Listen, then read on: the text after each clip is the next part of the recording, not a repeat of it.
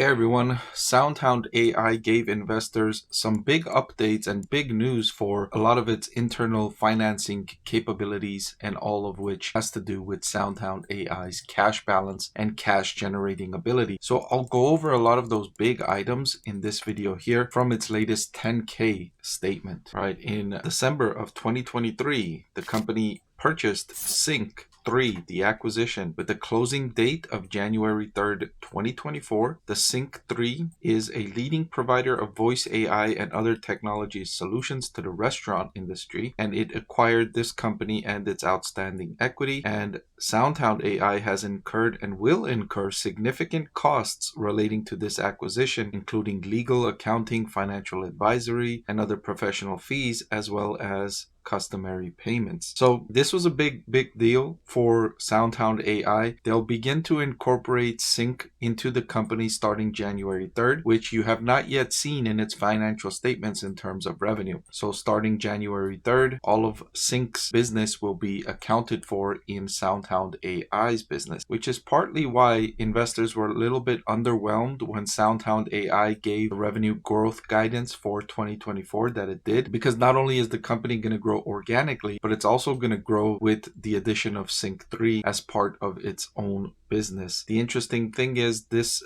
deal was incorporating one of SoundHound AI's big long-term opportunities, where it wants to create this kind of ecosystem between cars and restaurants, where cars will be enabled with the voice AI technology, and they will be connected to restaurants that are also enabled with the voice AI technology, its own proprietary voice AI technology, and then consumers can order at their favorite restaurants in their car. So they don't have to order the restaurant using the restaurant's app or using the restaurant's phone system, whatever the case might be. You can just speak into your car. Let's say you're 10 minutes away from a restaurant. You could speak into it and order the things that you want, and that order will be ready for you by the time you get there, and the payment can be processed already. Everything, all you've got to do is just go in there and pick up your food. So this will enhance SoundHound AI's ability to do that. That's one of its long-term goals, one of its most challenging long-term goals, and this acquisition will help further its advancement towards that long-term goal. Additionally, on July 28, 2023, the company entered into a controlled equity offering sales agreement, pursuant to which the company may offer $150 million worth of their Class A common stock because they need cash. Remember, SoundHound AI is losing money on the bottom line. They've lost money on the bottom line for several years, and they will continue losing money on the bottom line for at least 2 more years. So they need cash, and one way they got cash is by selling their stock, and they plan to do more of that, and they did. In fact, between January and February of 2024, they raised more money from their common stock by selling 34.6 million shares at a weighted average price of $3.37, and they got $116 million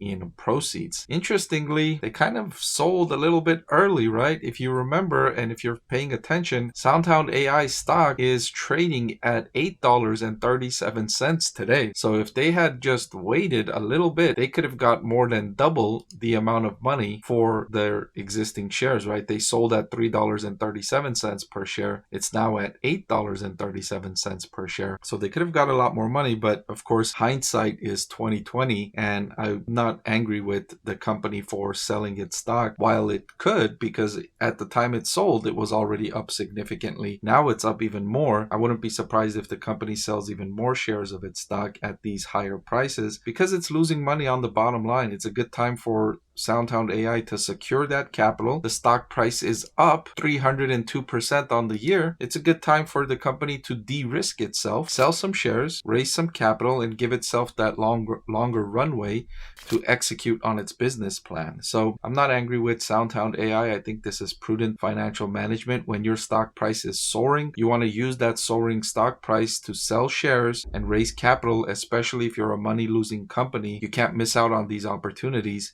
because you need to raise money. You're going to be losing money for several years. and you take these opportunities to raise capital. So the company had remaining performance obligations in the amount of $12.7 million as of December 31st, 2023. Given the applicable contract terms, $6.4 million of that is expected to be recognized as revenue within 1 year, $3.3 million between 2 and 5 years, and the rest after 5 years. Remember, deferred revenue consists of billings or payments that they received in advance of revenue being recognized, and this can fluctuate with changes in billing and frequency and other factors. This is usually an indicator of future revenue. Remaining performance obligations increasing is a good sign of a company's revenue in the upcoming quarters. So in January of 2023, the company did a restructuring, and that restructuring generated some expenses, which consisted of employee severance payments, employee benefits, and share-based compensation related to their reduced headcount from the company's restructuring plan in January. Overall, this restructuring plan worked out to benefit the company's profit expansion, or I should say, reducing its loss on the bottom line. It did make improvements on that front, and they didn't pay too much for this restructuring compared to the amount of cost savings that it provided. So I think they did a solid job in this restructuring, and I already started to see benefits of that restructuring plan throughout 2023. In fact, in its latest quarter, its revenue increased by 80%, while some of its costs actually decreased. In fact, sales and marketing costs were down over 30% and revenue was up over 80%. So the restructuring plan was paying off already, and it's only been a few months or less than a year since the company did execute this restructuring. And lastly, as of December 31st, the company had $395 million of U.S. federal and $109 million of state net operating loss carryforwards available to reduce future taxes. So if you're unaware of how this works, when a company generates losses on the bottom line, the way that SoundHound has been doing, SoundHound has been losing money on the bottom line, hundreds of millions of dollars, in fact, on the bottom line for several years. So as a company, you can use those losses and carry them forward into the future so that when or if you ever become profitable, you can use these losses to offset those profits.